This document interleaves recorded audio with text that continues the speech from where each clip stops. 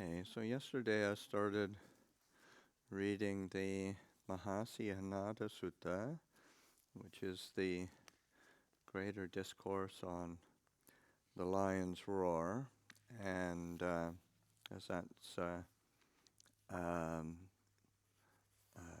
Nyanamoli has quoted from it quite extensively, but mostly on the Buddha's kind of practices, his austere practices. But I thought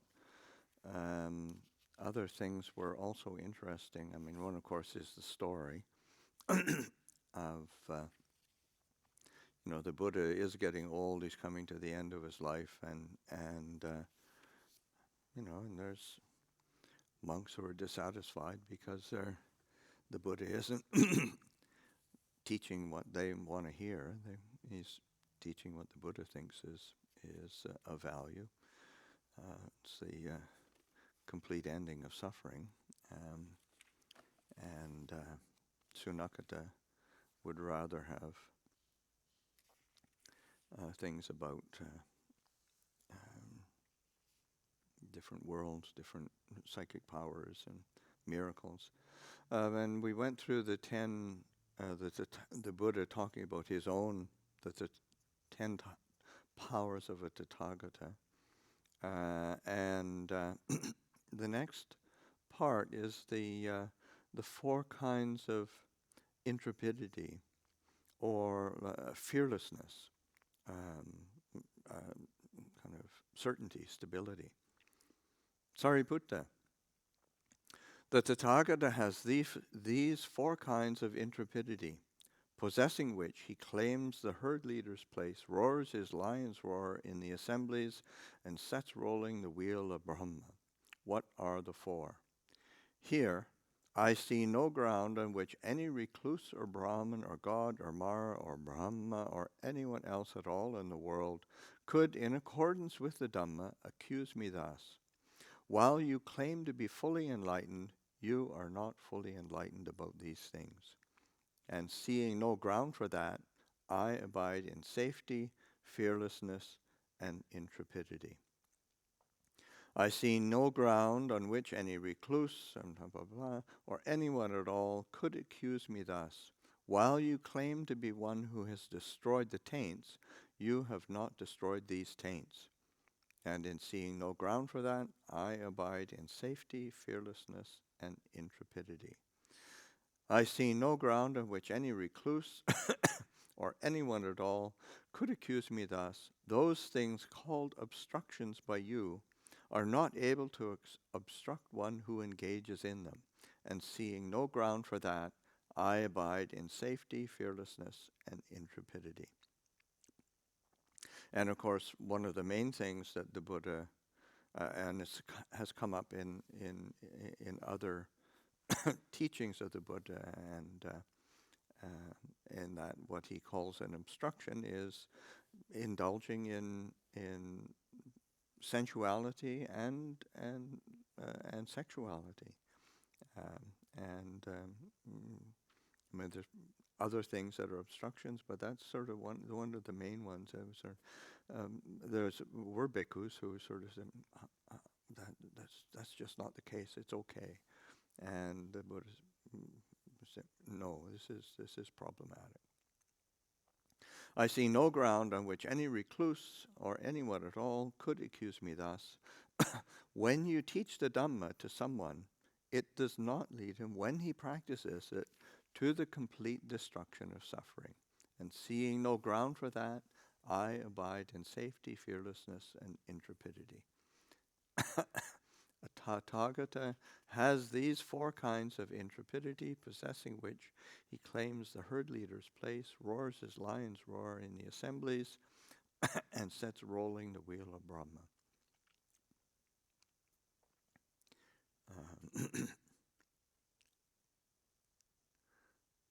Sariputta, there are these 8 assemblies.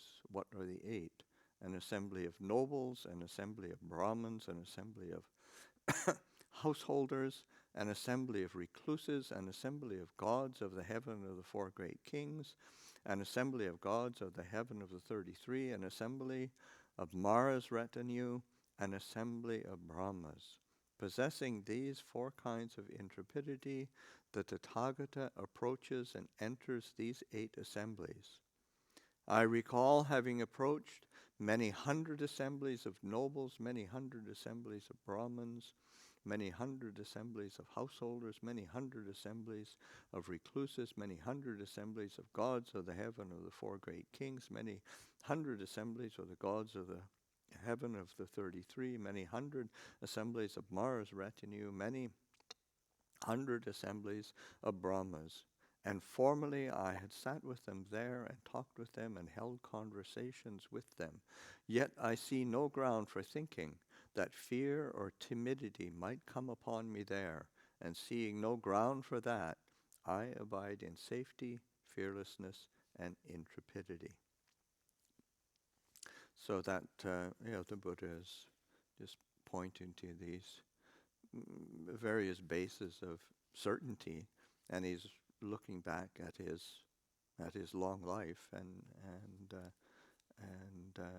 saying, yeah, this is the way it is. And then he talks about the different types of generation. I mean, birth is 4 kinds of generation. What are the 4? Egg-born generation, womb-born generation, moisture-born generation, and spontaneous generation. So this is the different ways that beings come into the world. I mean, not just human beings, but say animals, gods, humans, whatever. I mean, they're insects and lizards. All of it is that's what it covers. And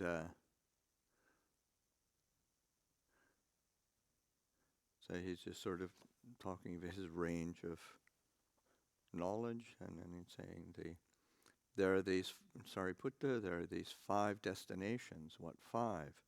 Hell, the animal realm, realm of ghosts, human beings, and gods.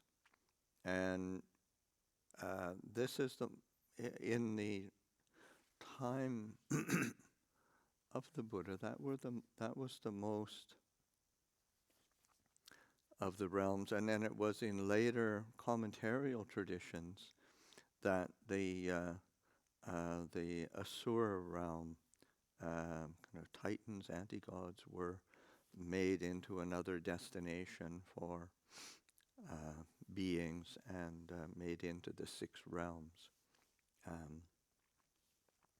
I understand hell and the path and way leading to hell. I also understand how one who has entered into this path will, on the dissolution of the body after death, reappear in a state of deprivation, in an unhappy destination, in perdition, in hell. I understand the animal realm and the path and way leading to the animal realm, and I also understand how one who has entered this path will, on the dissolution of the body after death, reappear in the animal realm.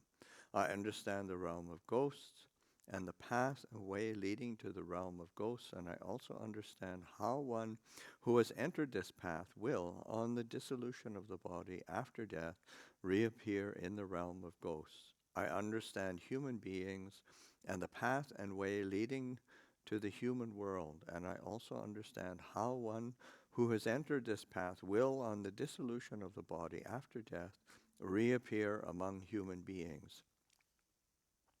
I understand the gods and the path and the way leading to the world of the gods, and I also understand how one who has entered this path will, on the dissolution of the body after death, reappear in a happy destination in the heavenly world.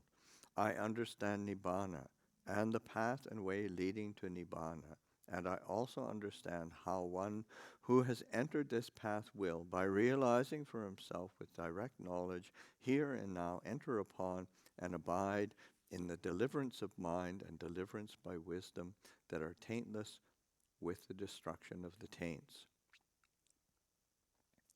And he does go through this is just sort of giving it to people if people want to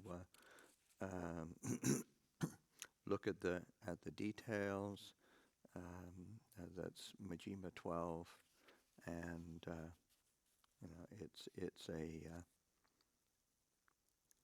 again and it wraps that up by going through the different realms. Sariputta, what I know and see thus, should anyone say of me, the recluse Gautama does not have any superhuman states, any distinction in knowledge and vision worthy of the noble ones. The recluse Gautama teaches a Dhamma merely hammered out by reasoning, following his own line of inquiry as it occurs to him. Unless he abandons that assertion and that state of mind and relinquishes that view, then as surely as if he had been carried off and put there, he will wind up in hell. Just as a bhikkhu possessed of virtue, concentration of wisdom would here and now enjoy final knowledge, so it will happen in this case. I say that unless he abandons that assertion and that state of mind and relinquishes that view, and so on. So that, just affirming that,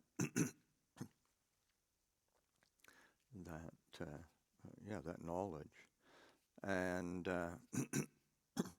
then there is this section on the Buddha's austerities and his scrupulousness and his coarseness and his all of the various ways that he practiced. And there is one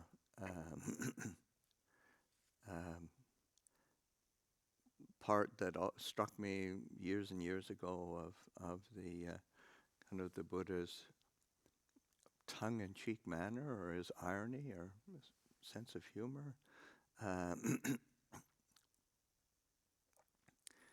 And that he says, Sariputta, and because he's going through all the different things that, austerities that he did and hardships that he followed. He said, like, I'd make my bed in a charnel ground with the bones of the dead for a pillow, and cowherd boys came up and spat on me, urinated on me, threw dirt at me, poked sticks into my ears.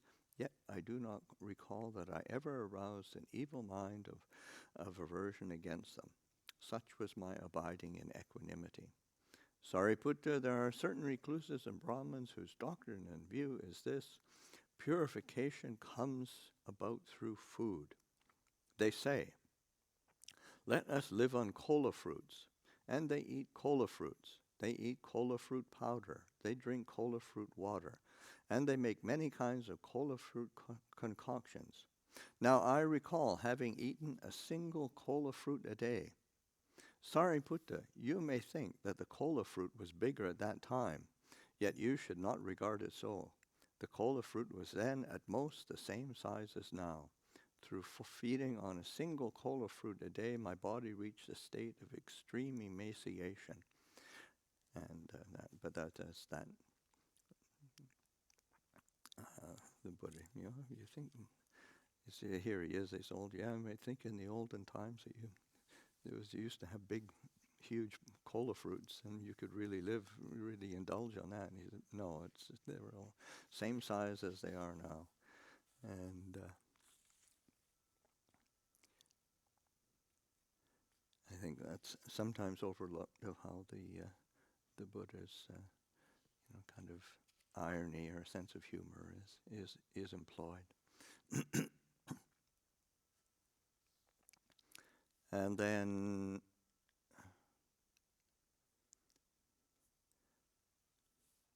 after going,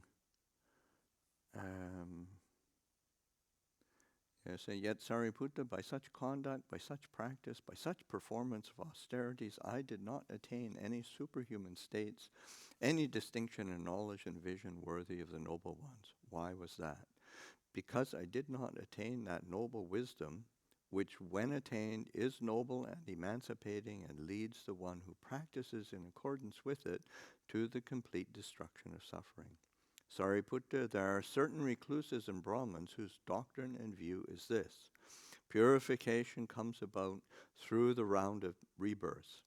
But it is not easy to find a realm in the round that I have not already passed through in this long journey, except for the gods of the pure abodes. Had I passed through the round as a god in the pure abodes, I would never have returned to this world. So those are the Suddhavasas. Those are the I think there's 3 realms, 5 of these pure abodes that once non-returners, anagamis, go to, and then sort of because they are non-returners, they don't come back to the human realm. They pass into nibbana after an appropriate time. That's where they have their realization or their fruition of their practice. So the Buddha never went into the pure abodes. There are certain recluses and Brahmins whose doctrine and view is this: purification comes about through some particular kind of rebirth. But it is not easy to find a kind of rebirth that I have not been reborn in already in this long journey, except for the gods of the pure abodes. There are certain recluses and Brahmins whose doctrine and view is this: purification comes about through some particular abode, but it's not easy to find a kind of abode that I have not already dwelt in, except for the gods of the pure abodes. There are certain recluses and Brahmins whose doctrine and view is this: purification comes about through sacrifice. But it's not easy to find a kind of sacrifice that has not already been offered up by me in this long journey, whether when I was either a head-anointed noble king or a well-to-do Brahmin. There are certain recluses and Brahmins whose doctrine and view is this: purification comes through fire worship. But it is not easy to find a kind of fire that has not already been worshipped by me in this long journey, when I was either a head-anointed noble king or a well-to-do Brahmin. Sariputta, there are certain recluses and Brahmins whose doctrine and view is this: as long as this good man is still young, a black-haired young man, endowed with the blessing of youth, in the prime of life, so long is he perfect in his lucid wisdom. But when this good man is old, aged, burdened with years, advanced in life, and come to the last stage, being 80, 90, or 100 years old, then the lucidity of his wisdom is lost. But it should not be regarded so. I am now old, aged, burdened with years, advanced in life, and come to the last stage. My years have turned 80. Now suppose that I had 4 disciples with 100 years lifespan, perfect in mindfulness, retentiveness, memory, and lucidity of wisdom. Just as a skilled archer, trained, practiced, and tested, could easily shoot a light arrow across the shadow of a palm tree, suppose that they were even to that extent perfect in mindfulness, retentiveness, memory, and lucidity of wisdom. Suppose they continuously asked me about the 4 foundations of mindfulness, and that I answered them when asked, and that they remembered each answer of mine and never asked a subsidiary question or paused except to eat, drink, consume food, taste, urinate, defecate, and rest in order to remove sleepiness and tiredness, still the Tathagata's exposition of the Dhamma, his explanations of factors of the Dhamma, and his replies to questions would not yet come to an end. But meanwhile, those 4 disciples of mine, with their 100 years lifespan, would have died at the end of those 100 years. Sariputta, even if you have to carry me about on a bed, still there will be no change in the lucidity of the Tathagata's wisdom. Rightly speaking, were it to be said of anyone, a being not subject to delusion has appeared in the world for the welfare and happiness of many, out of compassion for the world, for the good welfare and happiness of gods and humans, it is of me indeed that rightly speaking this should be said.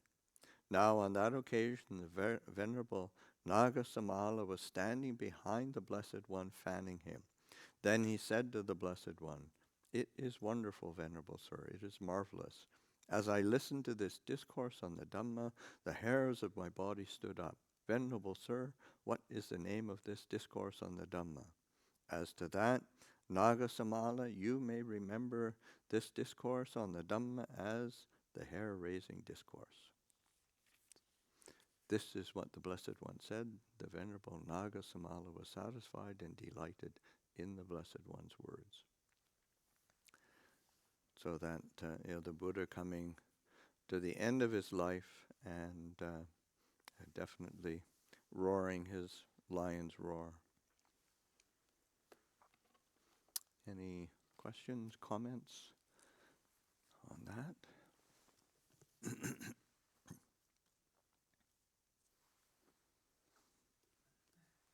Yeah. Said that when Ajahn Chah had last lost the ability to speak, he still kind of either was able to teach or to communicate in some ways, or there was a lucidity about him which, transcended the bodily condition. Well, I think that's also, say, a difference between like a Tathagata, a Buddha,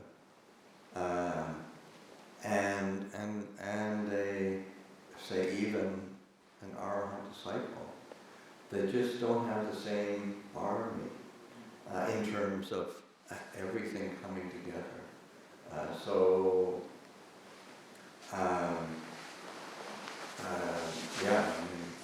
Say Ajahn Chah had all sorts of army in many ways, but certainly not good health and longevity.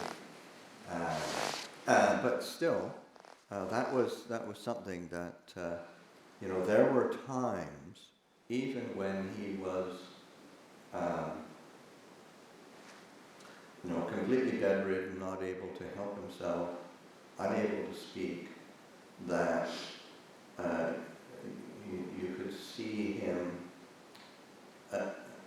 paying attention to what was around and intervening. Oftentimes it would be like if the attendant monks were kind of just frivolous speech, and you could see him kind of his eye, he couldn't move very much, but he'd be, if they were over there talking in a way that it wouldn't be very long, and those monks would feel his eyes on them.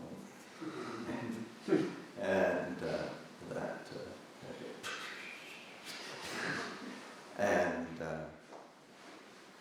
Chatamalo has, Ajahn Chatamalo has a great kind of story of him himself when he was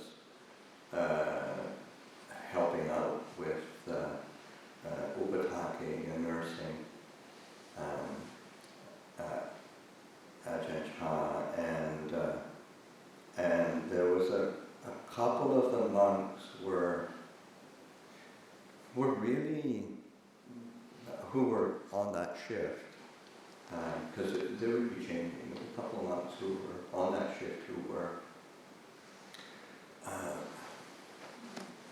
of, speaking really poorly, very badly, and I'm trying to remember the story in its detail, but that was kind of the gist of it. Where and of course, they were squabbling about something. Okay. So they're squabbling about something, and then,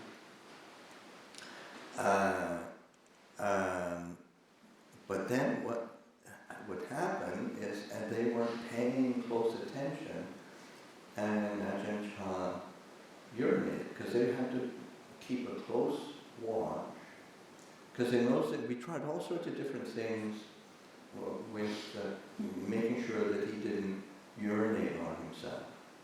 And finally it ended up that the best way was to be really attentive and keep the little pee bottle, those little plastic pee bottles.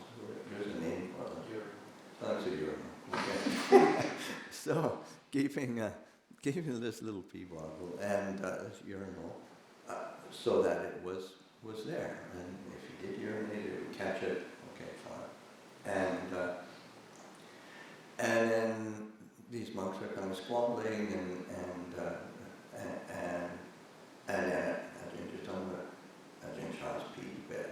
Okay, they have to take everything off, wipe them all down, powder him, get everything clean again, and then the monks continue bickering. They get it all set up, and then he pees again.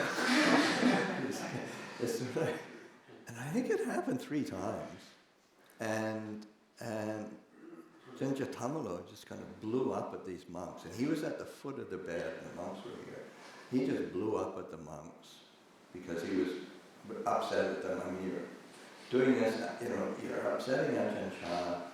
Ajahn Chah's doing this because you're not attentive and you're misbehaving, and he goes into this rant, and then all of a sudden Ajahn Chah sat up, which, I mean, he hadn't sat up on his own for nobody knows how long. Sat up, looked right into Chaitama's eyes, and sort of like, and his feeling where he just sort of shriveled into a tiny little sort of puddle, and then he laid back down again. Yes, I mean, they're arguing around it, but you are also upset as well. So it's like, yeah, I mean, it was kind of a direct teaching, but he didn't say anything. But that was rare, but yeah, he didn't. Whereas the Buddha is definitely, he's got, very special. And that's why these 10 powers of a Tathagata are actually, this is a different level of being.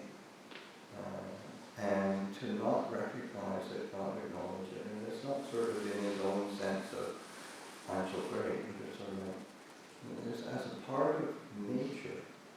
This is part of nature that if you don't acknowledge and recognize, you are blocking yourself off from the opportunity. And so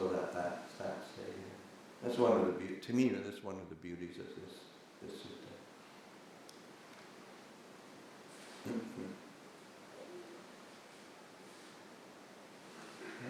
other questions?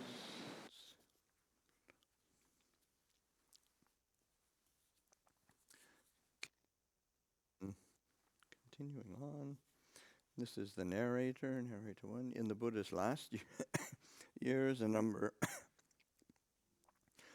of vexatious events occurred. Events, that is, which would have been vexatious to ordinary judgment. It has just been told how a former bhikkhu, Sunakata, once a personal attendant of the Buddha, had renounced him and was speaking against him in public, belittling his worldly supernormal powers, whereupon the Buddha uttered his lion's roar, his declaration that there was no self-mortification that he had not practiced, no method of self-purification that he had not tried. Then he was soon to lose his 2 chief disciples. Meanwhile, King Pasanno of Kosala, his devoted supporter for more than 40 years, was now increasingly bothered by political upsets. And then it shifts to narrator 2, which is the commentator, like the actual commentator, like from the commentaries. Narrator 1 is Nyanimola himself. King Pasanno was the same age as the Buddha, and accordingly in his 80th year.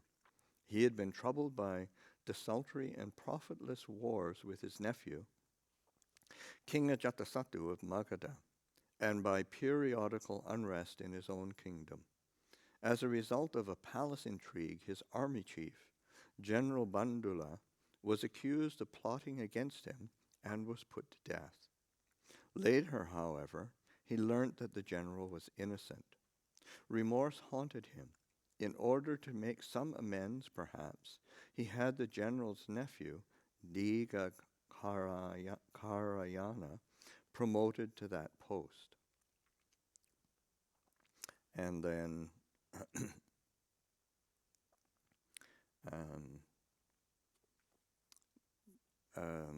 Nyanamolder refers to just very, King Pasenadi went to the Buddha for advice, and when his devoted consort Queen Malika had died, he went in deep dejection to the Buddha, who was then at Savatthi, to seek consolation. And then he just says, see Anguttara 5:49, and I thought that was a good sutta to read.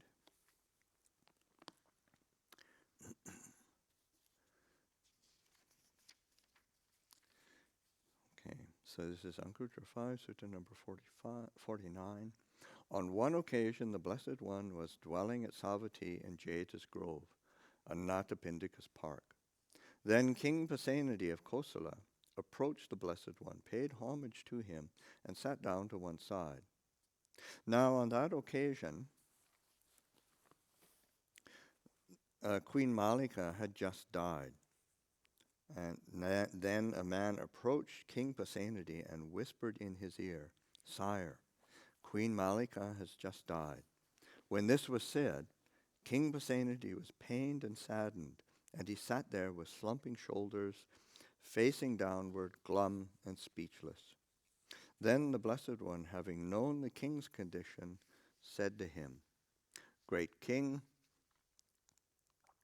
there are these 5 situations that are unattainable by an ascetic or a Brahmin, by a Deva, Mara, or Brahma, or by anyone in the world." What 5? 1. May what is subject to old age not grow old.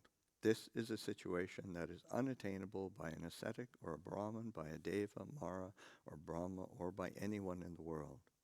May what is subject to illness not fall ill. This is a situation that is unattainable by anyone in the world. 3. May what is subject to death not die. This is a situation that is unattainable by anyone in the world. 4. May what is subject to destruction not be destroyed. This is a situation that is unattainable. 5. May what is subject to loss not be lost. This is a situation that is unattainable by an ascetic or a Brahmin, by a Deva, Mara, or Brahmin, or by anyone in the world.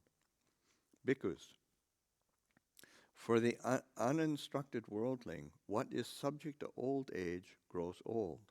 When this happens, he does not reflect thus: I am not the only one for whom what is subject to old age grows old. For all beings that come and go, that pass away and undergo rebirth, what is subject to old age grows old. If I were to sorrow, languish, lament, weep, beating my breast, and become confused when what is subject to old grows old, I would lose my appetite and my features would become ugly. I would not be able to do my work. My enemies would be elated and my friends would become saddened. Thus, when what is subject to old age grows old, he sorrows, languishes, laments, weeps, beating his breast, and becomes confused. This is called an uninstructed worldling, pierced by the poisonous dart of sorrow, who only torments himself.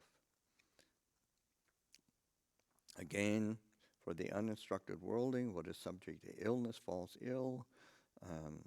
3, what is subject to death dies. 4, what is subject to destruction is destroyed. By what is subject to loss is lost. And then, of course, the opposite is true. Because for the uninstructed noble disciple, what is subject to old age grows old. When this happens, he reflects thus: I am not the only one for whom what is subject to old age grows old. For all beings that come and go, that pass away and undergo rebirth, what is subject to old age grows old. If I were to sorrow, languish, lament, weep, beating my breast, and become confused when what is subject to old age grows old, I would lose my appetite and my features would become ugly. I would not be able to do my work. My enemies would be elated. My friends would become saddened. Thus, when what is subject to old age grows old, he does not sorrow, languish, lament, weep, beating his breast, and become confused. This is called an instructed noble disciple who has drawn out the poisonous dart of sorrow, pierced by which the uninstructed worldling only torments himself. Sorrowless, without darts, the noble disciple realizes Nibbana. And of course the same for all of the aspects of what is subject to illness falls ill, what is subject to death dies, what is subject to destruction is destroyed, what is subject to loss is lost. These bhikkhus are the 5 situations that are unattainable by an ascetic or a Brahmin, by a Deva, Mara or Brahma, or by anyone in the world. Of course, this is the King Pasanno. It is not by sorrowing and lamenting that even the least good here can be gained. Knowing that one is sorrowful and sad, one's enemies are elated. When the wise person does not shake in adversities, knowing how to determine what is good, his enemies are saddened, having seen that his formal facial expression does not change. Wherever one might gain one's good, in whatever way, by chanting, mantras, maxims, gifts, or tradition, there one should exert oneself in just that way. But if one should understand, this good cannot be obtained by me or anyone else, one should accept the situation without sorrowing, thinking, the karma is strong. What can I do now? So it's in that last part, the Buddha is saying, like, the different ways in human society that are used for dealing with loss and sorrow and separation, chanting, mantras, gifts, tradition. Those are, one should exert oneself. Those are skillful things to do. But it's also taking it beyond that to a place where accepting that, okay, this is the way it is. What can I do now without sorrowing? And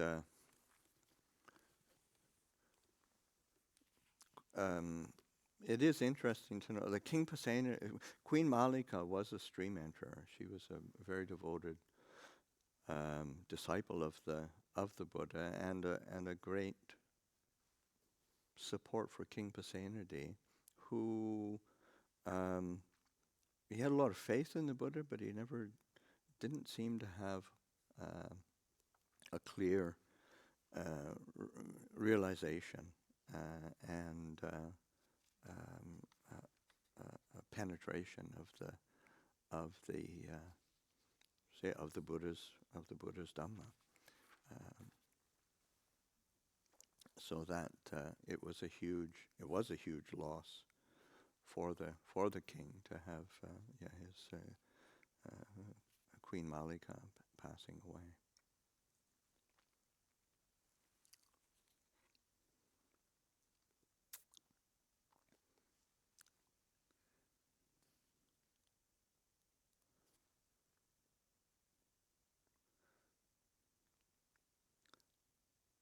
And goes back to the commentary. The king's palace and his brilliant capital now no longer gave him any pleasure. He left it for a time to wander from place to place with a large retinue.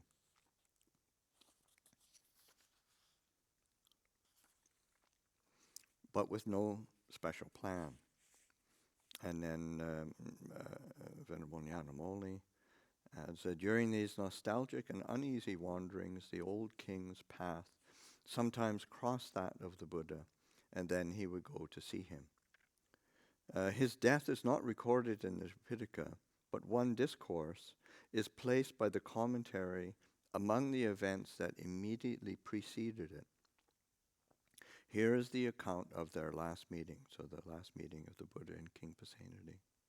And this is from Majjhima 89, which is the Dhamma Jayatiya Sutta, the monuments to the Dhamma.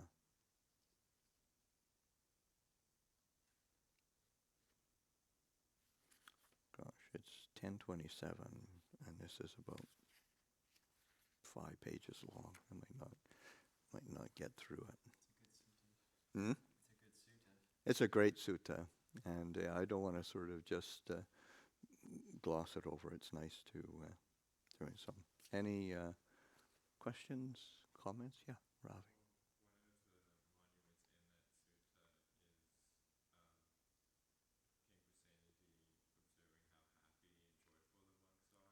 Yeah.